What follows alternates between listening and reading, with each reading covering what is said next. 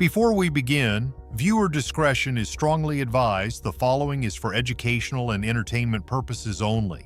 On the seventh day of Sean Diddy Combs' federal trial, as reported by Inner City Press, the courtroom was already charged with tension when an unexpected figure entered. Joe Rogan, the renowned comedian, UFC commentator, and host of the world's most popular podcast. He arrived alone, clutching a small black notebook, his presence signaling a seismic shift in the proceedings. What began as casual commentary on his podcast had escalated into a serious moment. Rogan was there to testify under oath, armed not with rumors but with first-hand experiences, observations, and evidence that transcended tabloid fodder. As he spoke, the trial transformed from a celebrity spectacle into an exposé of a broader system, with Rogan at the center, ready to lay bare the truth. The trial had already been electric, with a packed press gallery and rumors swirling, but nothing could have prepared the room for Rogan's entrance as a surprise witness. This was no publicity stunt. It was a deliberate high-stakes move. Dressed in a dark gray blazer and jeans, Rogan appeared relaxed yet resolute as he took the stand. The courtroom fell silent, sketch artists frantically capturing his every gesture since cameras were prohibited. Diddy's defense team seemed visibly rattled. When the judge asked Rogan to state his name and occupation, he replied, "Joseph James Rogan, host of the Joe Rogan Experience." Wasting no time, Rogan made his purpose clear.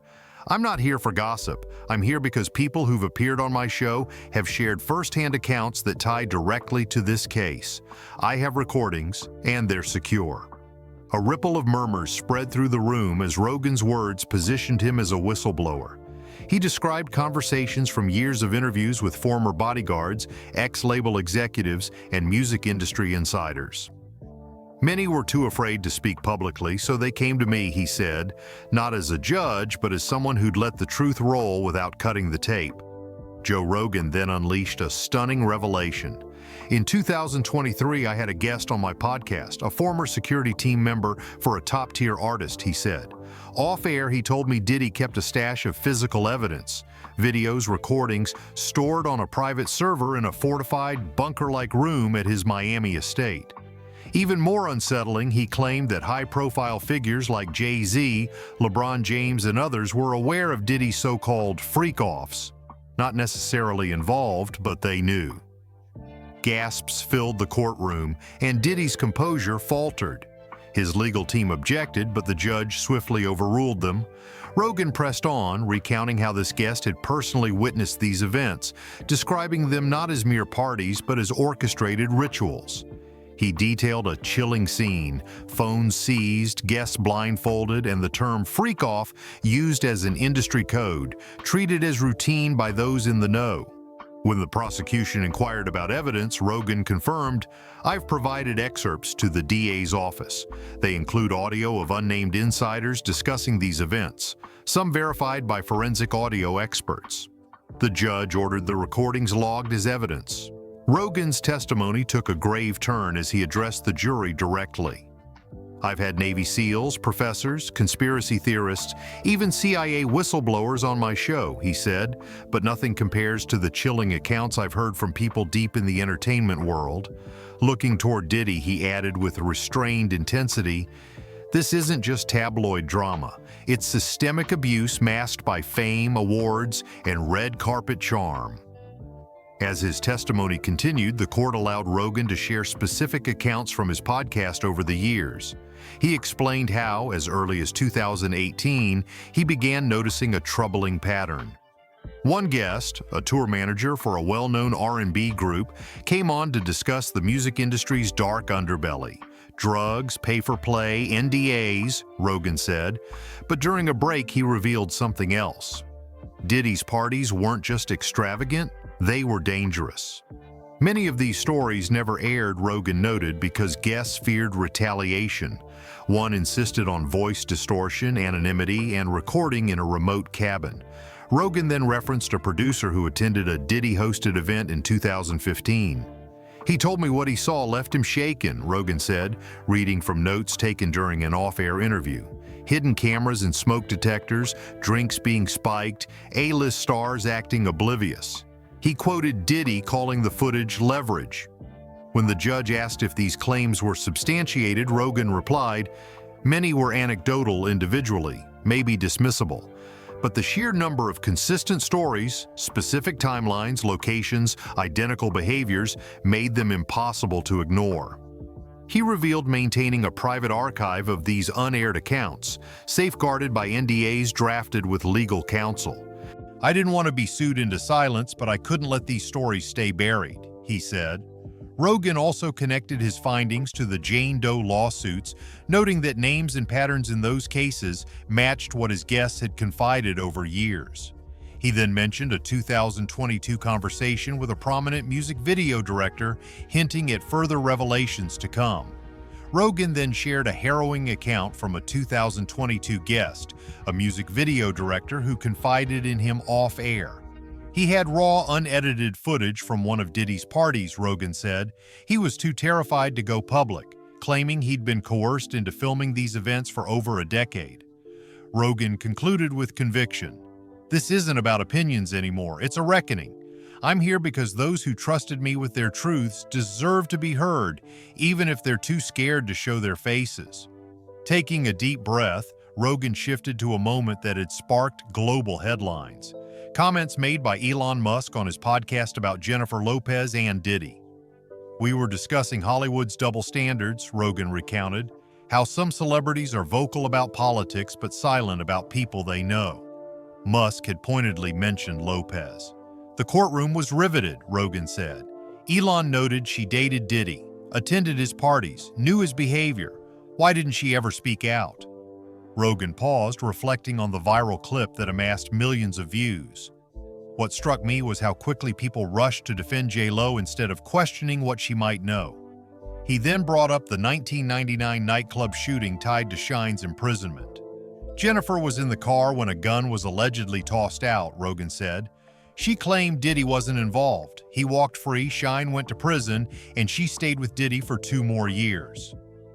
Letting the weight of that sink in, Rogan continued, "What does it mean when someone escapes a shooting, protects the person arrested, and stays while another takes the fall?" He added a piercing remark. "What if your perfection is just a mask for something darker?" Rogan highlighted the silence of celebrities who praised Diddy's charity but vanished when lawsuits mounted. Where was J.Lo when the freak-off tapes surfaced? Where was she when Shine finally spoke about 1999? He asked. "I'm not saying she broke the law. I'm saying silence in the face of abuse is complicity, and too many in Diddy's circle have perfected the art of vanishing when the spotlight shifts." Rogan then returned to a story that had haunted him for months, shared by a former bodyguard who appeared on his podcast in 2022. "We didn't air it, he backed out," Rogan said. But off mic, he described a fortified basement-like vault at Diddy's Miami estate, accessible only by biometric scan. The bodyguard called it the black box, Diddy's insurance policy, allegedly containing encrypted hard drives with footage of freak-off parties, blackmail material, contracts, and hidden camera recordings, not just of unknowns, but of celebrities, executives, and politicians. The courtroom gasped. Diddy's defense team shifted uncomfortably. One juror's hand trembled as they reached for water. The bodyguard had recounted stumbling into a backup session in the vault, seeing racks of air-gapped servers before being ordered out by an armed guard. "He called it Diddy's church," Rogan said, pausing. "That phrase stuck with me. Whatever was in that room was sacred to someone, sacred because it held power." The judge allowed Rogan's affidavit detailing this account to be entered as evidence, noting that while the vault's existence wasn't independently confirmed, corroboration from multiple podcast guests established a pattern of behavior. Rogan added that 2 stylists who worked with bad boy artists had separately described a similar downstairs room with inward-facing cameras. One recalled signing an NDA in that room after spotting what appeared to be a hidden peephole in a mirror. "That's what's chilling," Rogan said. "Different people, same details, same rituals." Rogan then dropped a revelation that stunned the courtroom. 3 months ago, an anonymous whistleblower contacted my team, he said. They claimed to work for a Miami-based data recovery firm hired to retrieve encrypted video from a corrupted server. Some footage allegedly showed guests at Diddy's events in compromising situations. Rogan explained he didn't air the information but archived it, anticipating a federal seizure might already have the drive in question. Looking directly at Diddy, he challenged, "If you're innocent, open the vault. Let them search the basement and reveal what's in the black box." By now, Rogan had transcended the role of a celebrity witness. He was an informant exposing a web of manipulation, fear, and silence. "This isn't just about parties," he said, flipping through a thick notebook of handwritten notes. "It's about control, fear, image, and silence."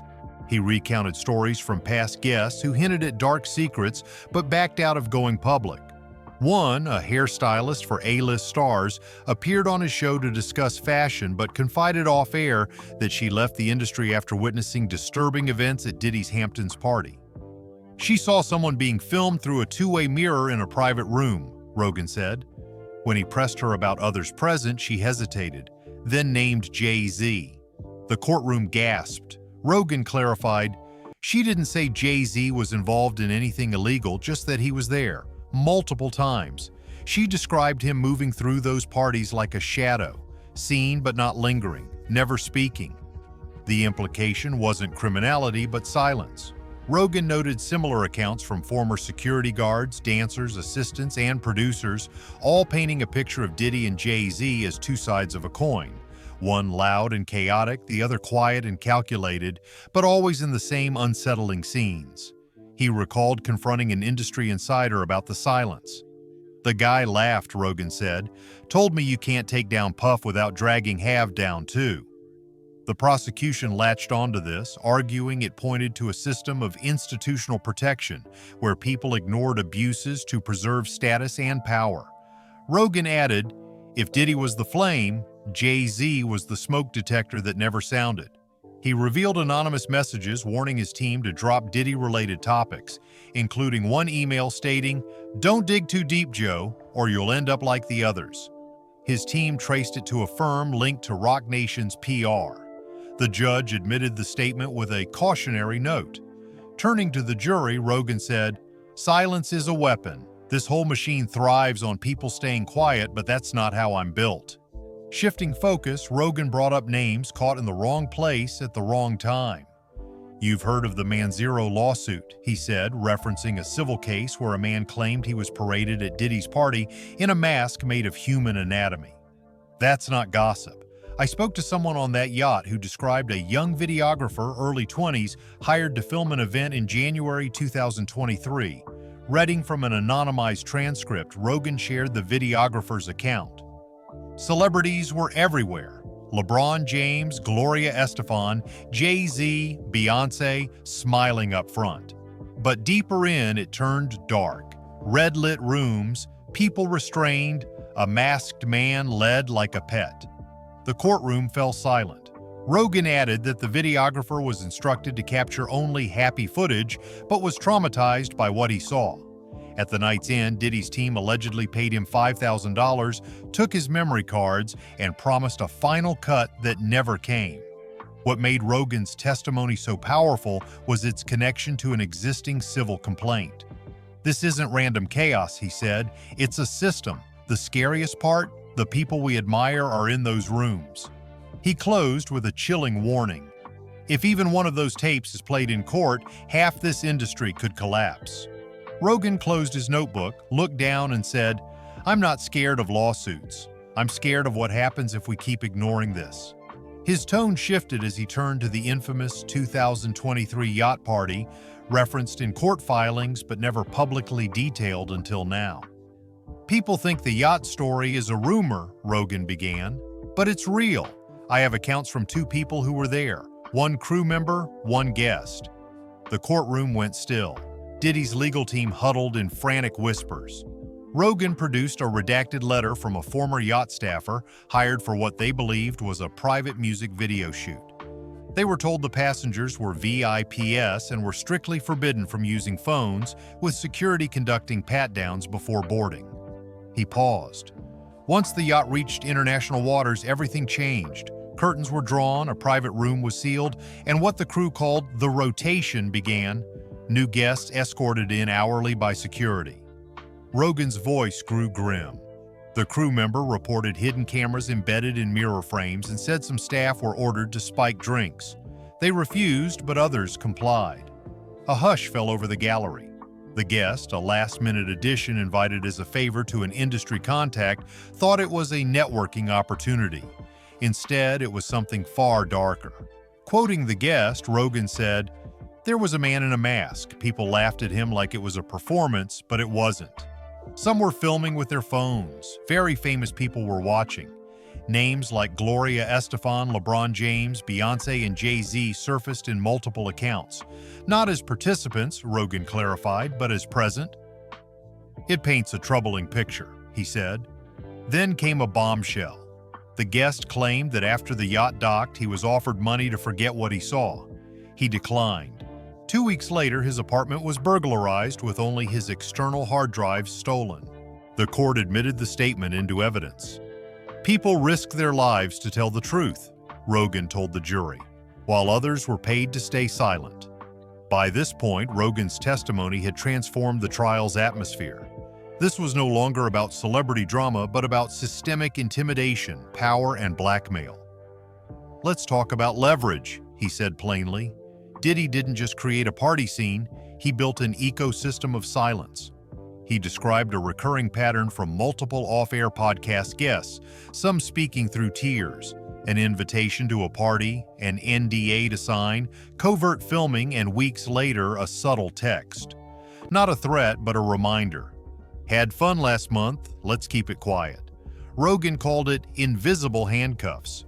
He recounted a Grammy-winning producer who was offered a major career boost to delete a video from a Diddy party. When he refused, 3 venues canceled his tour.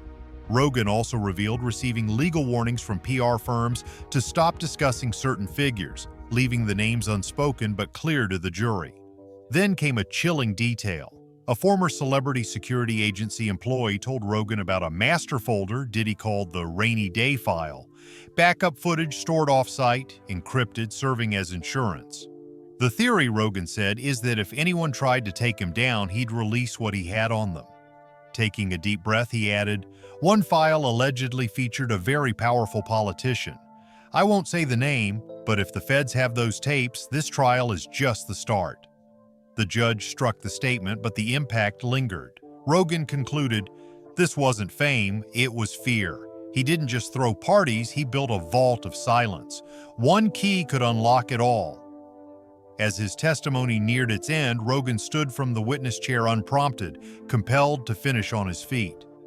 "This isn't about canceling Diddy," he said. "It's about holding someone accountable who built an empire on fear." The judge permitted Rogan a final statement, and the courtroom fell into a profound silence, with even the sketch artist's pencil stilled. Rogan spoke deliberately.